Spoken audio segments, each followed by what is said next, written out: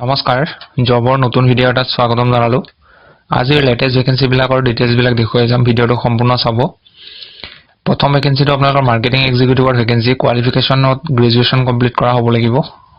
in any discipline possess a strong communication and interpersonal skill have a sound knowledge of labor laws আৰু লগতে proficient হ'ব লাগিব Microsoft Office and willing to travel at short notice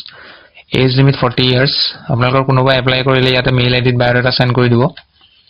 দুই নম্বৰটো diagnostic centre গুৱাহাটীৰ পৰা আহিছে X-ray আৰু সিটি টেকনিশিয়ানৰ ভ্যাকেন্সি 3 বছৰ এক্সপেৰিয়েন্স লাগিব লগতে ল্যাবৰেটৰী টেকনিশিয়ানৰ ভ্যাকেন্সি আছে 5 বছৰ এক্সপেৰিয়েন্স লাগিব কোনোবা এপ্লাই কৰিলে হোৱাটছআপত বায়োডাটা সেন্ড কৰি দিব ইয়াতে দিয়া আছে হোৱাটছআপ নম্বৰ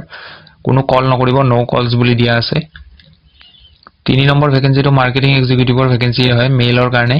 গ্ৰেজুৱেচন কৰা হ'ব লাগিব আৰু লগতে মিনিমাম 2 বছৰ কাম কৰা এক্সপেৰিয়েন্স লাগিব মেডিকেল ফিল্ডত যদি এপ্লাই কৰিম বুলি ভাবিছে তেতিয়াহলে এই মেইল আইডিটোত বায়োডাটা সেন্ড কৰিব মেইল আইডিটো হাইলাইট কৰা নহলে pbdsghy@gmail.com এইটোত পঠাব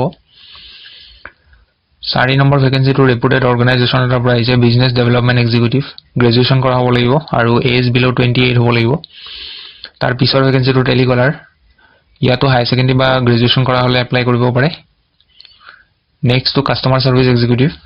আৰু শেষৰটো কালেকচন অফিচাৰ গ্ৰেজুৱেচন কৰাৰ লগতে 32 ইয়াৰ্ছৰ তলত হ'ব লাগিব কোনোবা এপ্লাই কৰিব বিচাৰিলে ইন্টাৰেষ্টেড হলে কন্টাক্ট নম্বৰ দিয়া দুটা নম্বৰ দিয়া আছে যিকোনো এটাত কন্টাক্ট কৰি লব